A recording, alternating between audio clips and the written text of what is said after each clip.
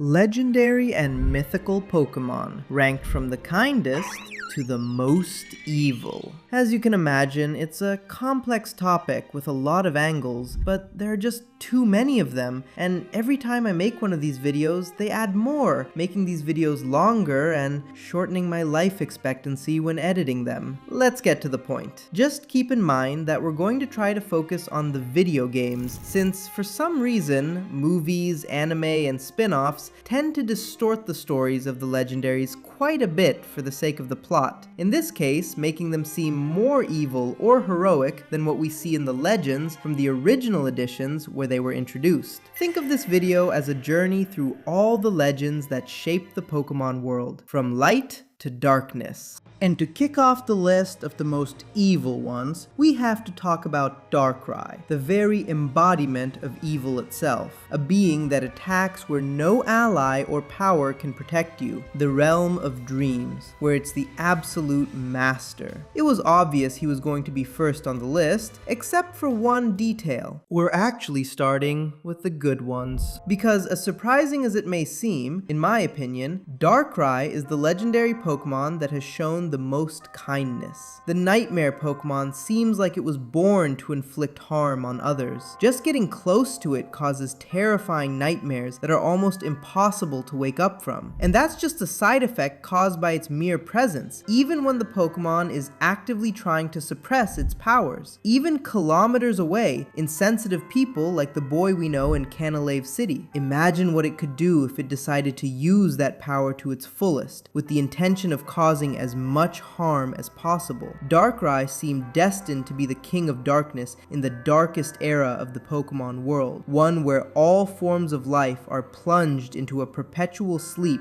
where he makes the rules. But instead of embracing that natural evil power within him, he exiled himself to the most remote island in the region, New Moon Island, a place that doesn't appear on nautical charts, far from everything, creating an aura of nightmares around him so that his powers would cause as little harm as possible. All of this is wonderfully brought to life in his chilling event, in which, after thousands of adventures and feats, we prove ourselves worthy of meeting him, and he invites us to his dwelling through a nightmare. This shows us how, deep down, Darkrai is someone sociable, who was longing for someone to visit him and ease his bitter loneliness. But that could only happen if it was someone exceptional, whose dreaming spirit wouldn't break just by looking him in the eyes. While the list of legendaries is full of sweet, benevolent, even heroic creatures, none challenge their own nature so directly in order to fight for what they believe in. Or at least, that's what I believed until recently. Because I actually started writing the script for this video several months ago, before Pokemon Legends ZA released. And of course, Game Freak had to come along and completely ruin my argument by turning Darkrai into the arch-villain of the DLC. And this time, it happens in a mainline game, so we can't just fall back on the usual mystery dungeon excuse of it's a different universe and a different interpretation of the character. But what if that appearance isn't actually a stain on Darkrai's record? What if, instead, it reinforces his heroism? We see a Darkrai that, after being exposed to an absurd amount of Mega Energy, awakens a Mega Evolution and loses control. Its power to manipulate dreams spirals out of control, becoming so overwhelming that it creates an entire dimension formed from people's thoughts and memories. But the real question is, what was Darkrai doing in Lumio City in the first place? Wouldn't it make perfect sense for a creature so inclined towards sacrifice to detect Ange's threat and try to intervene? Perhaps Darkrai had already arrived in Lumiose before the events of the game, absorbing as much Mega Energy as it could, so that when Ange finally awakened and the chaos of uncontrolled Mega Evolutions began, the catastrophe wouldn't be nearly as devastating as it could have been without its intervention, because maybe that's Darkrai's real tragedy. The tragedy of an almost angelic being who dreams of protecting the world, even if that means the world will forever see him as the demon who brings nightmares. A few kilometers from there, on the neighboring Full Moon Island, somewhat more accessible but still remote and a place few sailors dare to venture, Cresselia awaits, its complete counterpart, born for good,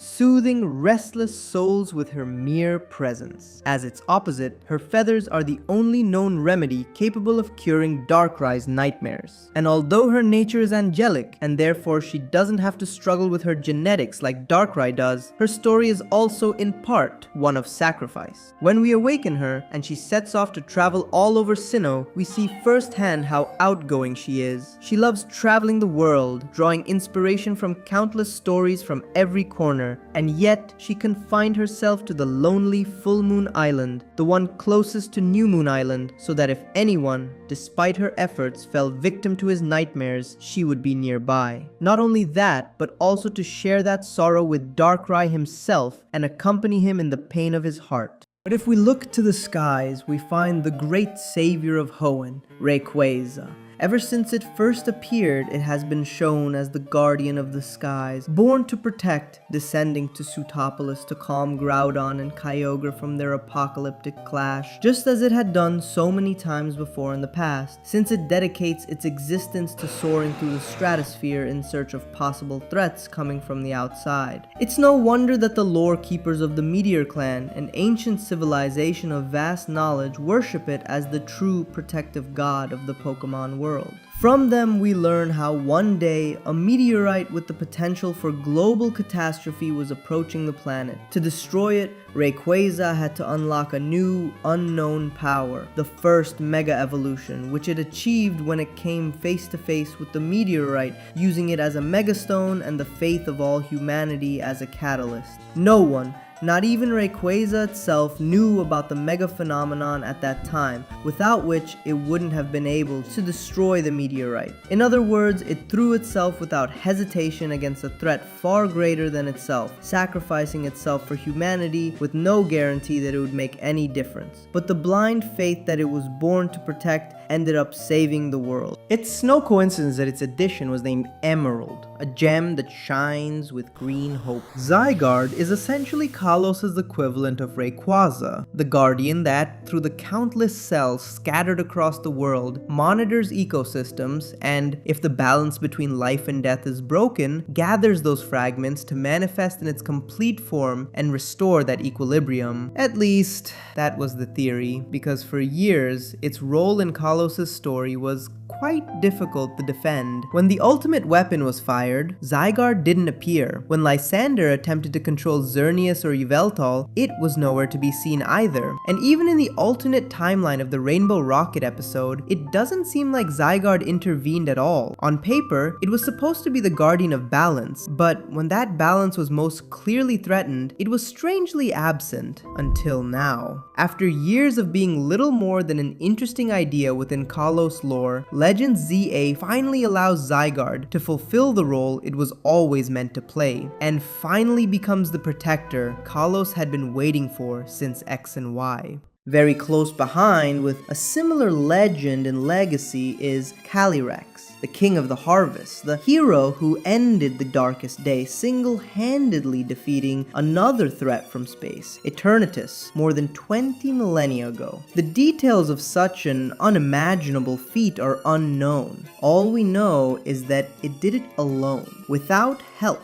against its Eternamax form, a miraculous feat, and considering its power in Sword and Shield, still something that's hard to comprehend. Once it recovered from the wounds of battle, thanks to the kindness of the people who now inhabit the Crown Tundra, it repaid their hospitality by covering those inhospitable lands with vegetation and abundant harvests. There it became the acclaimed King of the Harvest, who for millennia would lead an era of unprecedented peace and prosperity. At some point during that period, it managed to tame a beast that seemed invincible and uncontrollable, turning it into its loyal steed. When it rode it, their powers combined, granting the king a sixth sense that allowed it to foresee the coming of a terrible meteorite that threatened all plant and animal life. Faced with that threat, in a single night, it transported all the vegetation and Pokemon, an entire forest, to a distant and safe place. Calyrex is the ultimate embodiment of the hero, foundational value at the very core of the Galar region, and that same heroism would be inherited millennia later by two wolf Pokemon who seemed to have nothing special about them but were destined to be heroes.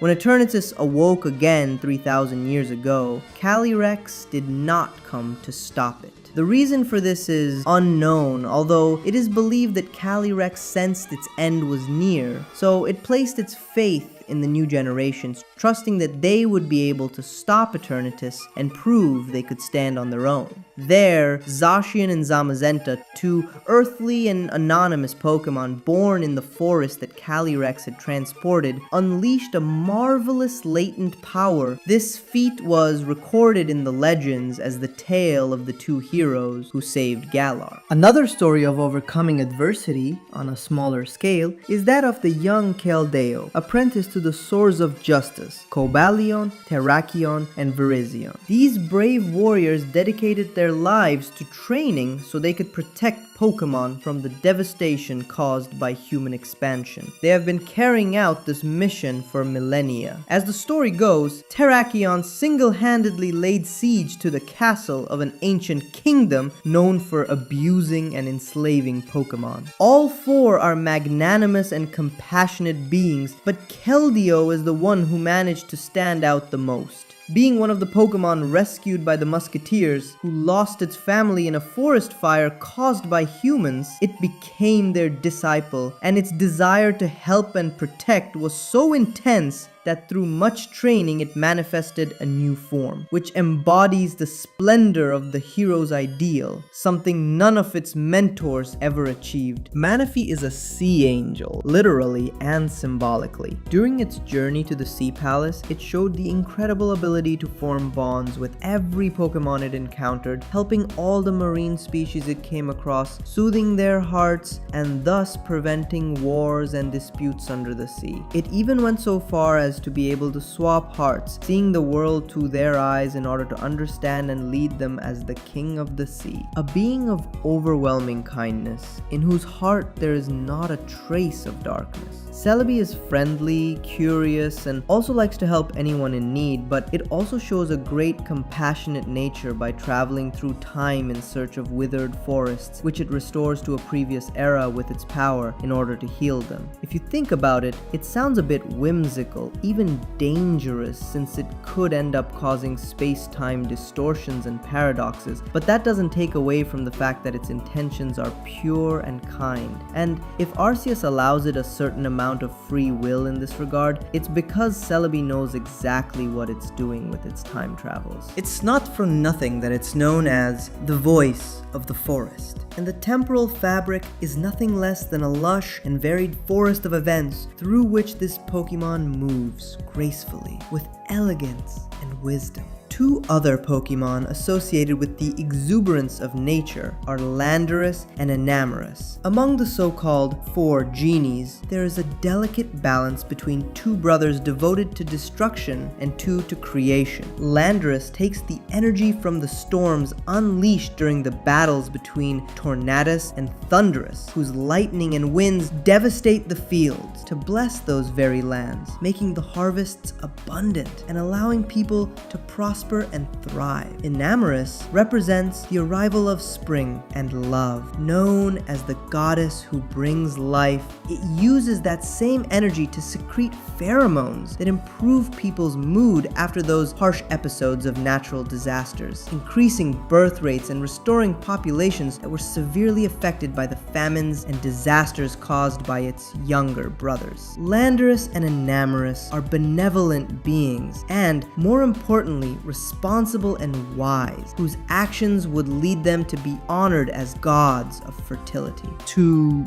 different kinds of fertility, you know. Magearna, despite being an automaton, also manages to fit into this category since it is pure mechanical goodness. It was created 500 years ago by a prodigious craftsman as a gift for the princess of a kingdom. He endowed its mechanical body with an artificial soul, the soul heart, which grants it extraordinary empathy. Magearna can perceive the emotions, thoughts, and feelings of others. If it detects that someone is suffering, it will feel their pain as its own and do everything possible to soothe them. Magearna prefers to avoid confrontation, and one of its specialties is creating a beautiful bouquet of flowers that gives off a sweet scent, uplifting and soothing troubled souls. But if it has to fight to save those it loves, with that same ability it can fire its powerful Fleur Cannon, a devastating shot of its own life energy, showing that it has no fear of sacrificing itself for the greater good. Xerneas is another of the noblest and kindest beings in the world,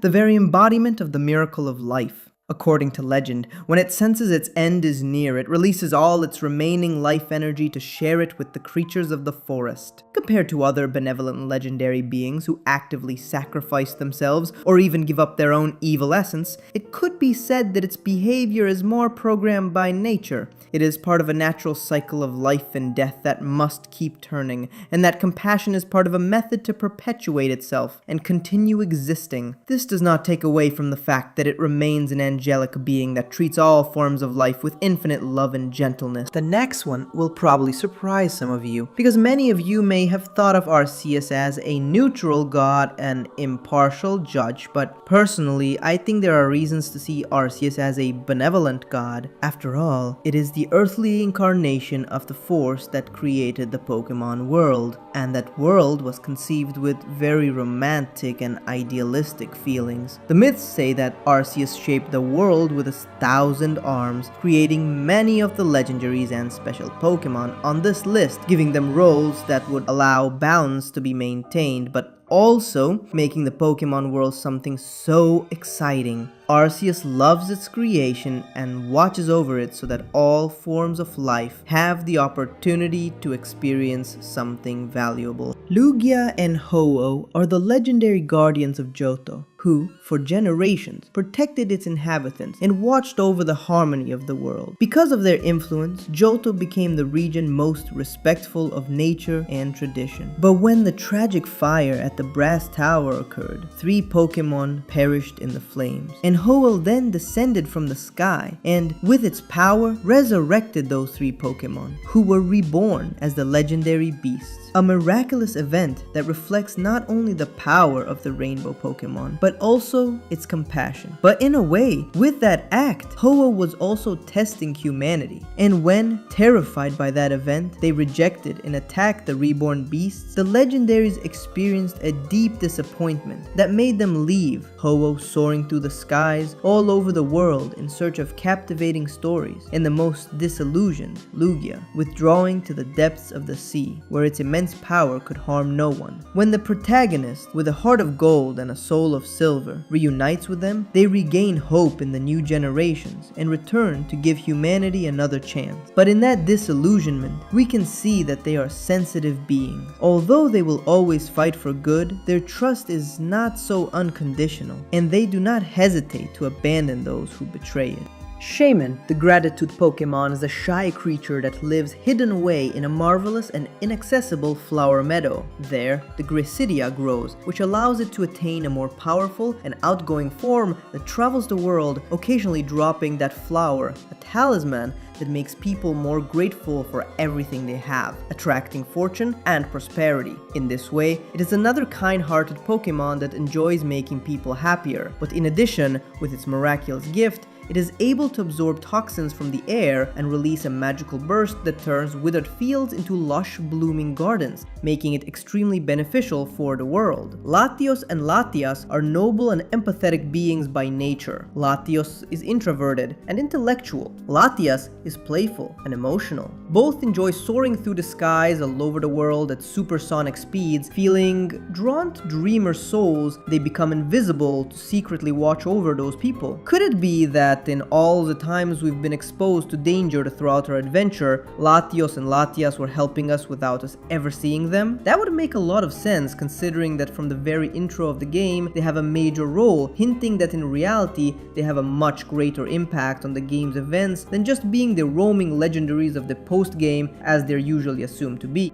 Arapagos. The hidden treasure of Area Zero is the source of many of the countless mysteries we encounter in this generation. It is a being with a childish and whimsical appearance and behavior, very much connected, like the previous ones, to people's dreams. It seems to possess a mysterious power capable of materializing certain people's visions, rewriting history, reconstructing timelines. But Terapagos is innocent and naive, and that power is susceptible to being exploited for sinister purposes, which it doesn't seem to mind as long as its will radiates purity. It is a divine baby that doesn't clearly distinguish between fantasy and the real world. It just wants to see exciting dreams come true. At first glance, Melmetal seems like an amorphous mass of metal without purpose or morals. But on the contrary, legends tell us how this being was worshipped by ancient civilizations because of its miraculous ability to create metal out of nothing. It is believed that this Pokemon helped humanity enter the Iron Age, and with its powerful fist, defended it from multiple threats. After an unknown event, Melmetal disappeared for millennia, but its worshippers kept fragments that had fallen from its body in mysterious boxes, awaiting its return. As its Pokemon Let's Go entry tells us, Melmetal recently re-emerged mysteriously through those fragments, known as a new Pokemon, Meltan. So it's plausible that it has returned now to once again guide humanity into a new era, or to help them during a shortage of natural resources. It is a being shrouded in mystery, but everything points to it as a heroic figure that collaborates with humans. Uxie, Mesprit, Nazelf endowed the world with willpower, emotion, and wisdom. Their personalities are quite different in line with those qualities. Mesprit is playful and sociable, Azelf is proud and stubborn, and Uxie is solitary and judicious. But all three are kind-hearted creatures who brought color to the world and made the Pokemon world something worth living in. It's worth mentioning that Uxie, by staring directly at someone, can instantly make them lose their memory. And if we assume that the other two have similar abilities in line with their emotion and will, it seems they have no problem punishing anyone who threatens their creation. Something that, far from making them less benevolent, actually gives them an interesting protective quality. And Nebby, the name that the bold Lily gave to Cosmog after rescuing it from Aether Paradise, is an adorable baby star, still looking like Stardust, but with the potential to roar like a cosmic deity. Throughout the game, Nebby is shown to be friendly, affectionate, and playful, and it is only upon reaching its final stage that Solgaleo and Lunala are born, who attain an inconceivable power, the power of emissaries of the stars. And despite that, they are gentle, protective beings, and among the most approachable and friendly major legendary Pokemon to humans. But the one who encapsulates even more energy, believed by some to be infinite, is Victini. Contrary to its appearance, it is actually one of the most fearsome life forms in the entire universe, capable of generating infinite energy within itself. Although, fortunately, it has never used that terrifying power for destruction, it seems that it passively causes a certain distortion of reality around it, attracting luck and victory to those nearby. A ruined businessman found a Victini, cared for it selflessly, and was rewarded by being granted a streak of success that made him a millionaire. Unfortunately, that same power ended up blinding the man, and fearing that his competitors might also take advantage of it, he wanted that gift only for himself. He locked Victini in the basement of a lighthouse on a private island so that no one could find it. And despite all that, Victini waited for him, without resentment, and still hoping to see again the one who had once shown it kindness. Mew is the great unsung hero of the franchise, because as we've discussed 1,000 times, it was its random, almost instinctive inclusion that turned the first games from a spectacular failure into an unprecedented sensation. But within the cartridge, in the story told to us in the games, Mew is very mysterious. In its event on Faraway Island, we see it as a mirage, playful and friendly, with the innocence of a child and at the same time the wisdom of an ancient god. If we spoke of Arceus as a benevolent god who grants free will to its creation, Mew could be its prophet. A being who, despite its childlike attitude and appearance, sees both the past and the future. It feels love for people and Pokemon, and yet it does not intervene directly in the events caused by them, like when it allowed them to take part of its DNA to clone it, trusting that it was a lesson humanity needed to learn. Little Kubfu starts out shy, but brave. It trains hard until it becomes Urshifu, the great master of the gentle and fierce styles. It is inspired by Buddhist guardian kings who protected temples. In the game, Mustard tells us that it can only evolve and master that style by fully trusting its trainer. In other words, friendship, loyalty, and honor are vital to it. Phione are offspring of the Sea King Manaphy. Much more modest than it, they don't share its ability to swap souls, nor do they have that powerful capacity to calm conflicts under the sea. But they did inherit great kindness. They are well-intentioned and like to help others. For example, with their dew, their tears, which are among the most powerful healing remedies that exist. Ogerpon is shy and sweet once she gains trust, but she becomes utterly brutal and merciless when someone harms who she loves, as we see in her legend, one that we'll talk about later in the video. So, for now, we'll leave her here. Meloetta is an ethereal being whose voice carries the power to move hearts. With her songs, she can make both people and Pokemon feel joy, sadness, or any emotion she wishes to share. Her melodies have inspired countless famous songs, awakening musical creativity all around the world. She can even open ancient ruins with her singing, her very existence woven from art, emotion, and mystery. But nearby, in another dark laboratory in Alola, Type Full was created by the Aether Foundation, combining cells from multiple species in an attempt to emulate the versatility of Arceus itself. A blasphemous project designed to create a being capable of changing its type at will, to confront and hunt the Ultra Beasts that might invade our world. In other words, it was originally conceived as a mutant hero to protect humanity from extra-dimensional threats. However, that very nature brought it torment and an unstable personality, leading to violent fits of rage and madness. The Foundation scientists were forced to place a restrictive mask on it which, while stabilizing it, caused terrible pain. Eventually, it was cryogenically frozen under the name Type Null and abandoned as a failed project. Years later, just before the events of Pokemon Sun and Moon, Gladion stole one of these specimens, adopting it as his companion and sharing in the suffering caused by its mask. Treating it with love and understanding, Type Null broke that limiter, learning from its friend to control that power without the need for external devices. A rebirth where it could finally be what it was meant to be, for which its friend gave it a new name, Silvally, or Silver Ally. One of the best stories for a legendary Pokemon, a being who, though dangerous and aggressive by nature, was born to be a hero and a force for good, and ultimately rediscovered that path. If we keep going down, we reach the Benevolent category. Pokemon that are still kind and gentle, but with certain nuances. They tend to be friendly and like to help and make others happy, but they can also act on whims or show a certain ambiguity. Jirachi is another ancient being that spends almost all its time sleeping, waking up for only 1 week every 1,000 years. If only we could. During that brief period, it has the power to grant any wish, supposedly. Not much is known about the extent of that ability, whether like in Mystery Dungeon, it has some control over reality, or like in the movie, it just transports matter from one place to another. But when it comes to what matters to us here, its intentions, even less is known. It never had a playable event with a story, and the few official texts that mention it in the games are vague and ambiguous. If we take its inspiration from the Tanabata festival as a reference, we might guess that it's a benevolent being that only grants well-intentioned wishes, but we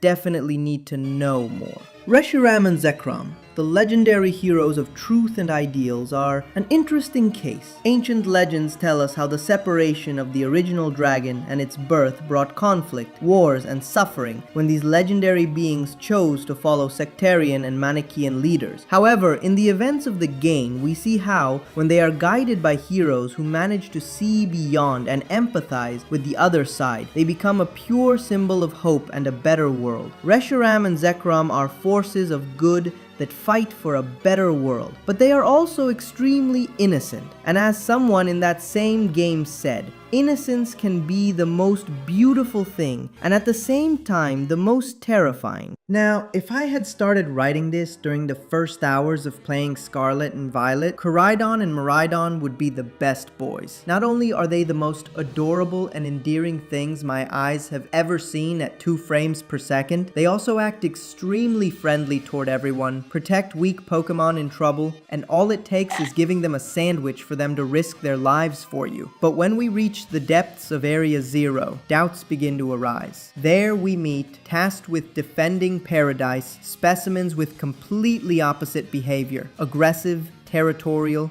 and violent. We find out they were responsible for the professor's death, since both of them got into a fight and the professor fatally got in the way. So, which of the 2 versions do we go with? What is the typical behavior of an average Miraidon or Koraidon in the distant universe these creatures are supposed to come from? Is the one that accompanies us on our adventure an exceptionally docile and friendly specimen of an otherwise dangerous and reclusive species? Or is the one we face in the lab a specimen that, as the guardian of that place, was trained to be ruthless and hostile against its naturally kind nature? As paradoxes, do more of these Pokemon even exist in another timeline, or are they just another lucid dream of Terrapagos, making all these analyses pointless? Everything was left up in the air. So, to try to make some sense of their nature, maybe the most reasonable thing is to evaluate, instead of them, their supposed present-day relative Cyclizar, a very friendly species that, in the wild, prefers to avoid confrontation, fleeing and shedding its tail when threatened. It rarely causes trouble and enjoys carrying people as a vehicle because of its body temperature.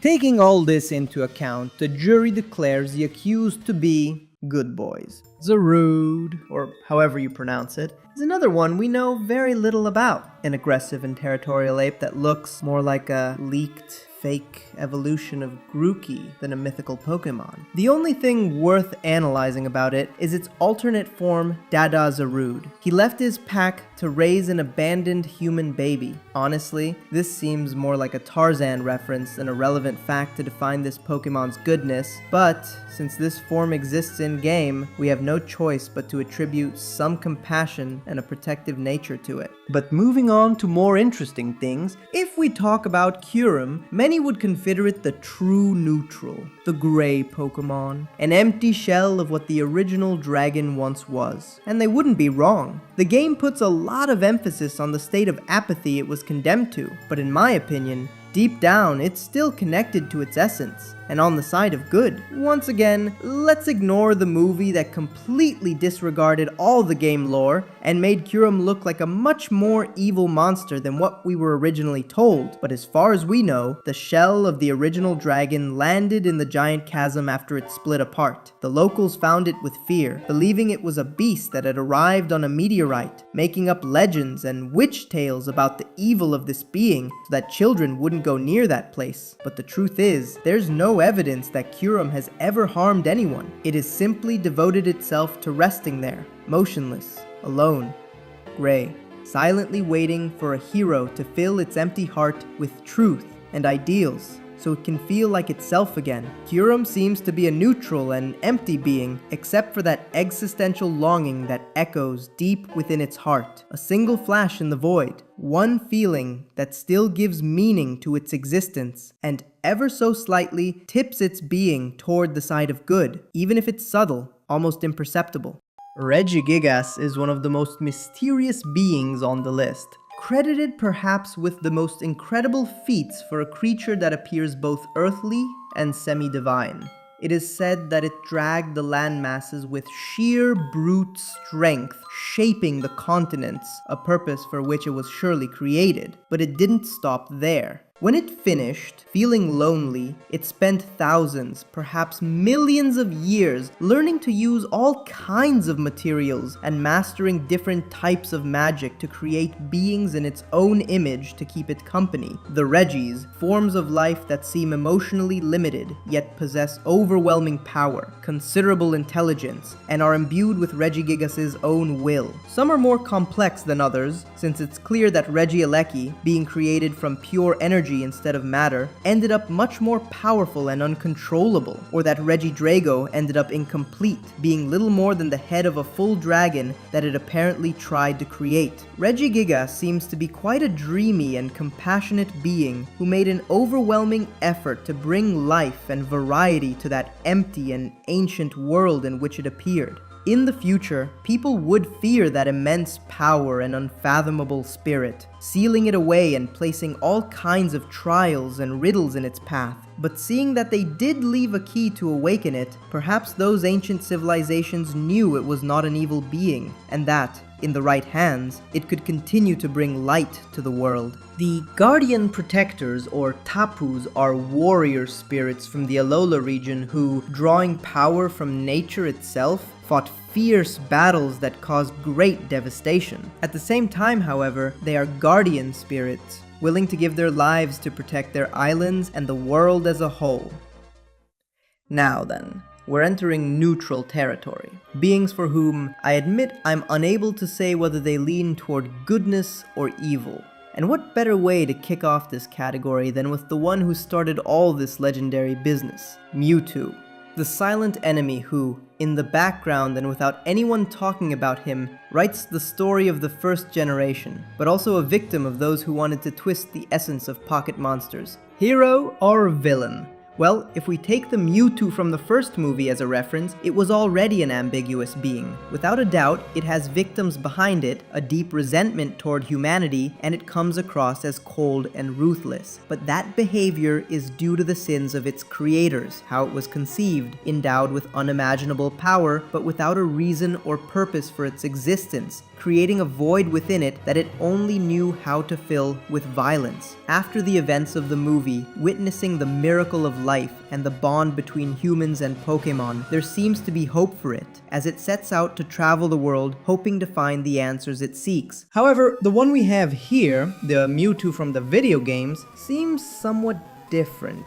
Much more mysterious and opaque when it comes to its intentions. It also destroyed the laboratory where it was created, but there is no evidence that it left any fatalities behind. It simply escaped and went there, to the place of the most powerful Pokémon in the world, hoping to find a challenge worthy of its power. After all, it was created solely and exclusively to fight. If we stick strictly to what we see in the games, Mewtwo is an experiment that got out of hand, a mutant created to push the combative gene of Pokémon to its limits, who waits as a latent threat, but for now, hasn't made any moves that would allow us to draw a conclusion. Glastrier and Spectrier are untamable beasts who, even though they aren't considered especially evil, undoubtedly caused much more harm than good. However, once tamed by Calyrex, they became a great help in the king's battles, fighting for good, which, in my opinion, balances things out overall and makes them fairly neutral beings.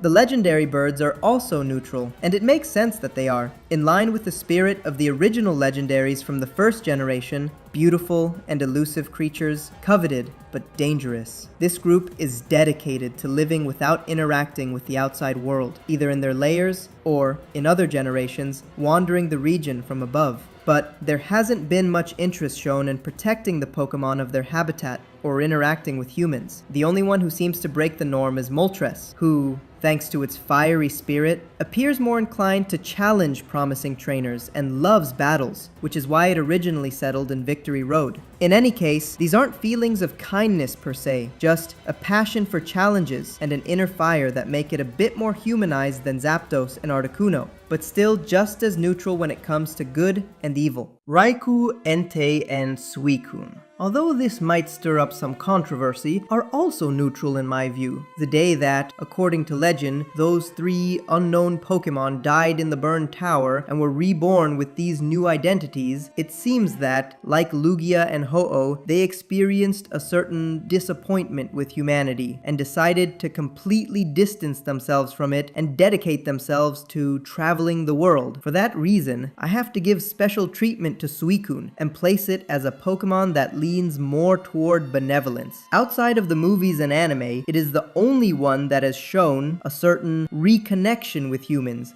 appearing more often in civilization, which it looks upon with longing, and above all, seeing something special in the player, whose clear gaze seems to have sparked its curiosity and made it want to give them a chance. Furthermore, in its original generation, which for me carries the most weight in these kinds of things since that's where the original idea they had for each Pokemon is truly expressed, it was already said that this being purifies murky waters wherever it goes. This could simply be a side effect of its power, but add it to what I mentioned before, and it leads me to think that the reincarnation of the North Wind is the one who kept the most kindness in its heart when it was reborn. Will we ever find out why the Unknown were chasing it in the intro, or was it just farming aura? Speaking of aura, May and Brendan embarked on the first great mystery of the saga, the one about the Regis, which, as we already saw with Regigigas, are, in my opinion, the true neutrals. In line with the ancient ideal of the golem, beings with limited emotions created by Regigigas, although they've been seen on trainers' teams and, therefore, are assumed to be capable of loving in their own way, in their natural state, they seem completely removed from these discussions, being practically automatons. Dialga and Palkia are the sovereigns of time and space, something that gave rise to life, which might lead many to consider them as benevolent beings, but they seem to be forces beyond good and evil, who do not meddle in human values or feelings, unlike Arceus itself, who has shown itself to be a benevolent god up to a certain point. The only thread we could pull on that might humanize them a bit is their battle against the protagonist. Being essential forces of the universe, could it be interpreted that they were holding back in that battle as a way to thank a mere human with a Pokemon fight? Even being the generation that broke the legendary capture rate, could it be deduced that they were letting themselves be caught? If we go with that theory, and you want to consider them benevolent because of it, go ahead.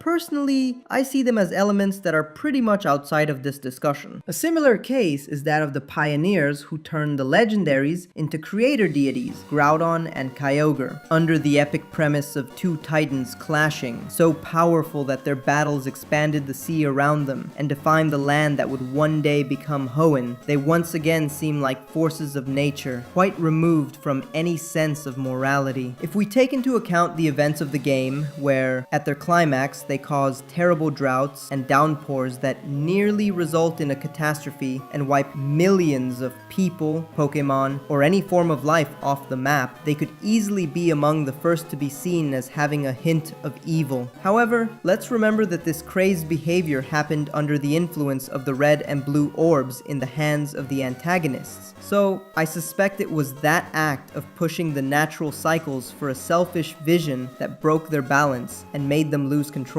Everything is left pretty much up in the air, but if I had to guess, I'd say they're generally calm and absent beings under normal conditions, but a latent danger if they lose control, which is why Rayquaza watches over them and acts when this happens. Zeraora is probably the mythical Pokemon we know the least about in history, and the one we can theorize the least about, at least in the video games. I always say they should have kept making interesting events like those from the 2D era for the more recent mythical Pokemon, but there's none that's so lacking in information and needs it as much as Zeraora. But that's not the case. Zeraora? More like Zero Aura. Yes, in the movie, it ends up showing up to return the favor to its friend and protect the city. But that seems to be a totally isolated story with no connection at all to this Pokemon's role in the game lore, where all we know is that it's a powerful fighter with great control over electricity. Honestly, it's one of the mythical or legendary Pokemon that least deserve that title, just because of the sheer lack of information and importance. So let's just leave it as neutral, okay? Volcanion is the same. There's practically no information.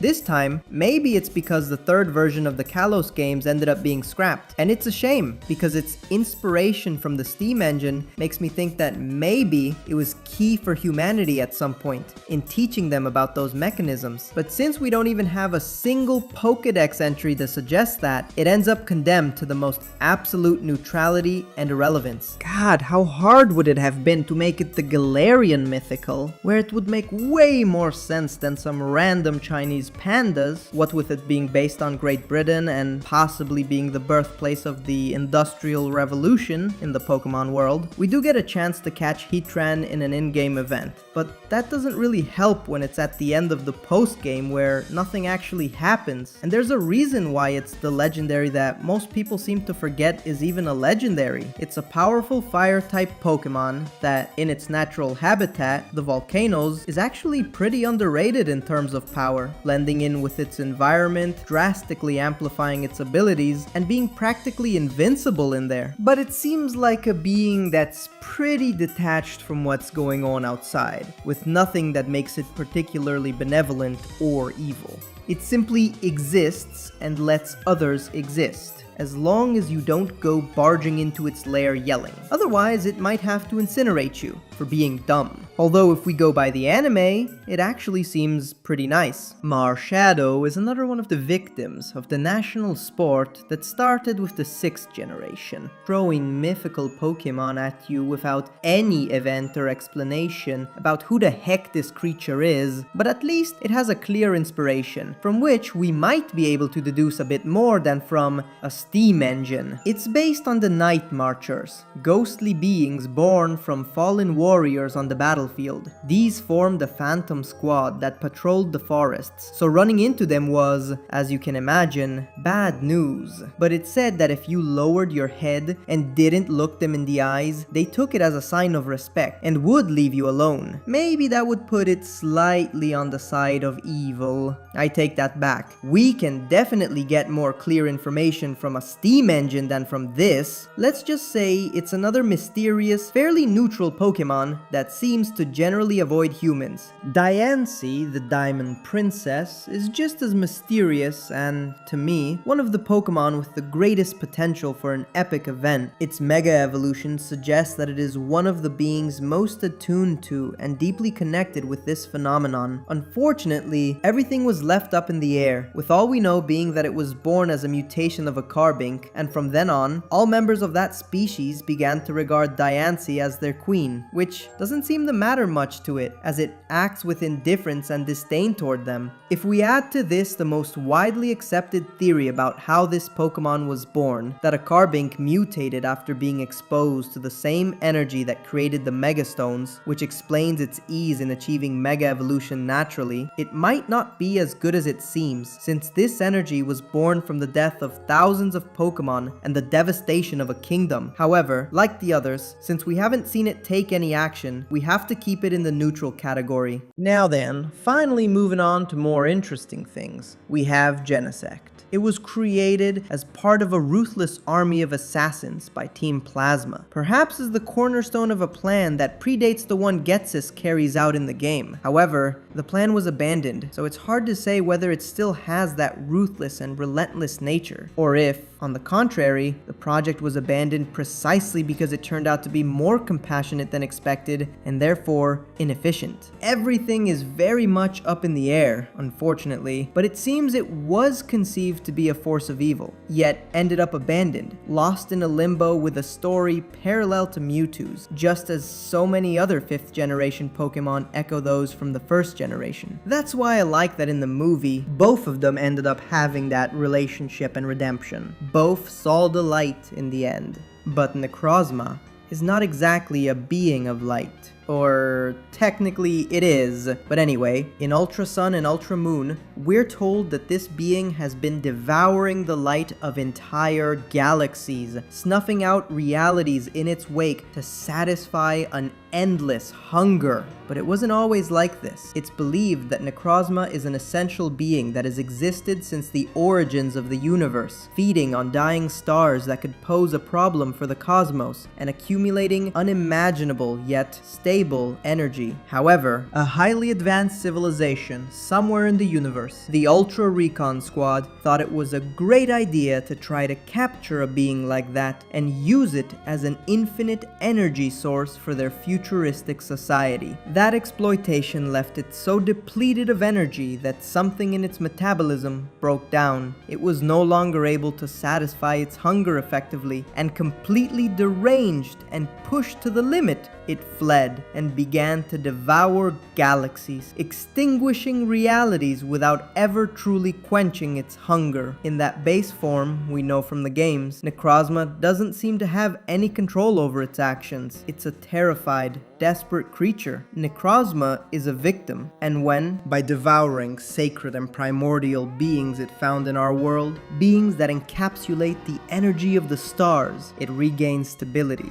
And in that form, it seems to be a rather peaceful and serene being, considering that it simply challenges us to a regular Pokemon battle when it could unleash enough energy to shatter reality. Raging Bolt, Walking Wake, and Gouging Fire display a fiercer and more territorial behavior than the legendary beasts. But in the absence of seeing that supposed prehistory in some strange timeline where this makes sense, nothing seems to indicate any particular goodness or malice. On the opposite end, Iron Crown, Iron Boulder, and Iron Leaves are equally mysterious. But as with all the future paradoxes, I find them more interesting because they have more details open to interpretation. They are automatons, created in a bewildering alternate future, in the image and likeness of the heroic mystical swordsman, with who knows what function or purpose. It's possible that they're simply robots designed for technical tasks related to the abilities of these Pokemon, like a construction machine, a forest maintenance device, and a security robot. But something tells me that if they were specifically designed to resemble the Swords of Justice instead of any other Pokemon with similar abilities, it's because their function was going to have something to do with the legend of these Pokemon. Since the Musketeers defended Pokemon from human abuse, were they created by some kind of environmentalist group from that future, aiming to rebel against the systematic mistreatment of Pokemon by that dystopian society? Or maybe they had the opposite function and were automatons meant to protect people from Pokemon. Who knows? Either way, as robots controlled by an artificial intelligence, it seems reasonable to consider them neutral beings. Pecharunt would have topped this list at some point, murdering Ogerpon's friend to steal the masks, poisoning the minds of several innocent Pokemon along the way to achieve that vile goal, and in its event, causing chaos all around it. But in Kitakami, nothing is as it seems, and learning its story has made us see it as a more innocent being than it appeared. There we learn that it was a lonely and outcast Pokemon, until an elderly couple who hadn't been able to have children adopted it. To thank them and win their love even more, Pecharunt learned to cook some delicious mochis with its poison power, not knowing that these were loaded with toxins that awakened greed in whoever ate them. Over time, and with prolonged exposure to those toxins in their bodies, the elderly couple began to ask things of Pecharunt, and this helpful Pokemon would go get them, thinking that the more wishes it granted, the more they would love it. All of this was done using its mochis to manipulate different Pokemon and get those things. One day, the elderly couple, already quite deranged from continuous exposure to that poison, asked it for some magical masks that they longed for, and so Pecharunt set off on a new adventure. Along the way, it met 3 Pokemon, Okidogi, Munkidori, and Pheasantipiti, making them its servants with its mochis, since they were Pokemon with a certain latent ambition in their hearts and considerable powers, which were greatly enhanced by the Peach mochis. When they arrived in Kitakami, they saw the precious masks being worn by Ogerpon and its companion among the crowd, and, cautiously, they devised a plan to steal them. But just as their servants were about to succeed, the man appeared and lunged at them, leaving the Pokemon with no choice but to fight him, defeating him, and fleeing with the masks. But their joy would be short-lived, as the powerful Ogerpon arrived to avenge its friend, defeating all the Pokemon there. Seeing the furious Ogerpon seeking revenge, Pecharunt realized its mistake. Its journey, its friends, the wish of its grandparents. It was all over. That's where we see why the Pokemon from Kitakami are so gray and hard to judge. Far from the legend of heroes we know in these lands, or their apparent reality as cruel thieves, the Loyal 3 were beings manipulated at all times, and it's never said that they actually wanted to do evil. And as for Pecharunt, it seems like a rather childish, even selfish being who seeks affection and love at all costs, which leads it to manipulate and cause trouble around it. But, on the other hand, it is quite loyal. acting out of a desire to see those it loves happy, and who, in the end, regrets its actions. In its event, it does stir things up a bit. We can't deny that. But such an ambiguous story, I think, warrants placing this whole group in neutral territory. But let's wrap up this neutral section with the most interesting case of all, The last member of the creator trio, Giratina. I don't think I'm wrong in saying that many of you probably instinctively thought of it as one of the most evil on the list, and it's that the old and venerable Pokemon community from 15 years ago used to say that Giratina was the representation of the devil in the Pokemon world. But that idea is pretty outdated now. It's true that, as one of the gods of creation who was banished to another place because of its dangerousness and violent tendencies, Lucifer could be a secondary inspiration. But the main concept in mind when creating this Pokemon was undoubtedly antimatter, hence its chaotic and violent nature. However, a lot of creative liberties were taken when interpreting this idea of antimatter. It and the distortion world actually represent more of a kind of quantum dream,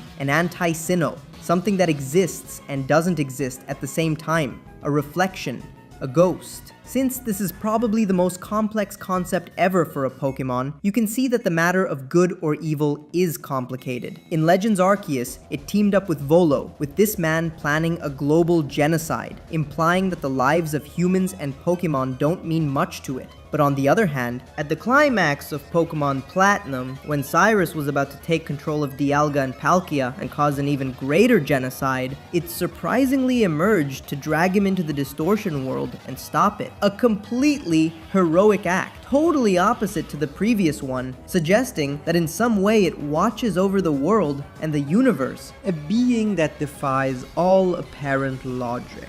Just like in the distortion world, where the rules start to become distorted. That incomprehensibility has certain sinister undertones, so I wouldn't say it's completely neutral. I'd rather put it in a separate category. Maybe that's exactly what Arceus did.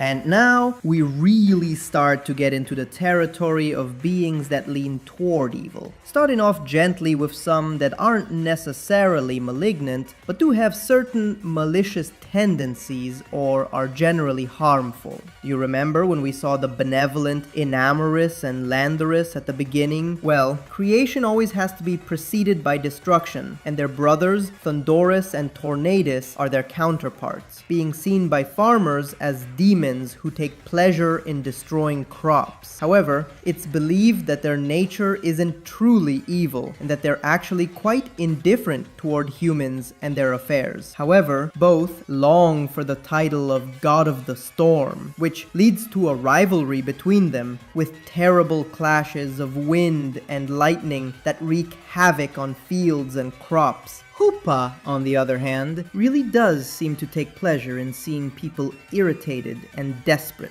In the movie, we see the total annihilation it could cause if it set its mind to it. And even though it's not canonical, it is believed that a similar phenomenon, the rings in Omega Ruby and Alpha Sapphire that bring Pokemon from other realities, even legendary ones, could be caused by it. On a smaller scale, Hoopa is constantly playing pranks and hiding things in bazaars, which isn't exactly very harmful or destructive, but the nuance is that it really does seem to enjoy watching people get desperate, something we haven't really seen in any other Pokemon up to now. Now we come to the Galarian forms of the legendary birds, specimens that, well, they awaken their latent power by eating the forbidden fruit of the Dynatree. That boosted their abilities in a formidable way, but it also awakened their latent evil and ambition, a phenomenon curiously similar to Pecharunt's Mochi. What if it's one of those fruits that came to life? Nah, just kidding. These wild theories come to me naturally. Even though we don't actually see these new legendary birds doing evil directly, we do witness firsthand a clear change in their behavior.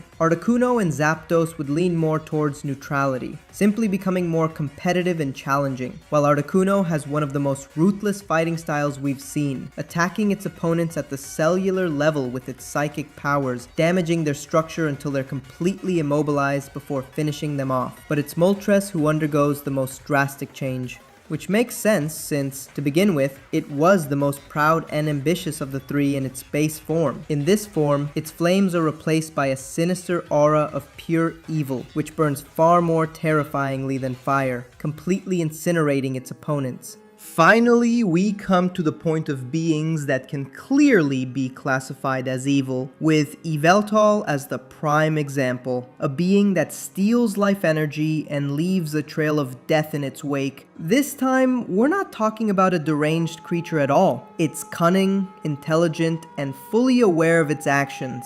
As important as it may be for the world, it could definitely become a problem if it ever got out of control. And speaking of darkness, Eternatus is an entity that roams the cosmos, devouring the energy of countless planets. A phenomenon that in our world was called the Darkest Day, and nearly brought about the end of the world, not once, but 3 times, if not for the miraculous intervention of anonymous heroes. At its peak, during the Darkest Day, it is one of the most powerful life forms ever seen in the series, perhaps close to Necrozma itself. When it draws near, the concentration of energy is so immense that it approaches a singularity, and space-time itself begins to distort. It is unknown whether there are evil intentions behind this behavior, or if it is simply a being that needs unimaginable amounts of energy to survive, and for that reason, devours planets purely out of survival. But seeing all the consequences of its influence, the loss of control, and destructive outbursts of Pokemon that Dynamax spontaneously without a trainer to guide them, the fruits of the Max Tree awakening the evil in pure and divine beings, everything that stems from it seems intrinsically corrupt and decadent, added to the fact that, as a force of destruction, it has no counterpart to balance it out, unlike Yveltal,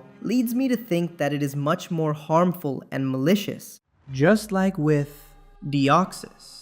Another mysterious being that seems to have emerged spontaneously and unexpectedly and has already gotten out of control. The origin of Deoxys is still not fully understood, although it is theorized that it could be a space virus that, upon coming into contact with a laser, mutated and gained consciousness. If we stick to that, the goal of a virus is to replicate itself and perpetuate its genetic information. And if you add self-awareness to that, along with one of the most developed intellects in the Pokemon world, we possibly have the most potentially catastrophic being ever conceived in this world. Unlike other threats, Deoxys seems to have emerged not long ago and is just at the beginning of its plan, with the meteorite that Rayquaza destroys in the Delta episode being just one of its first times taking the initiative and revealing itself to the world.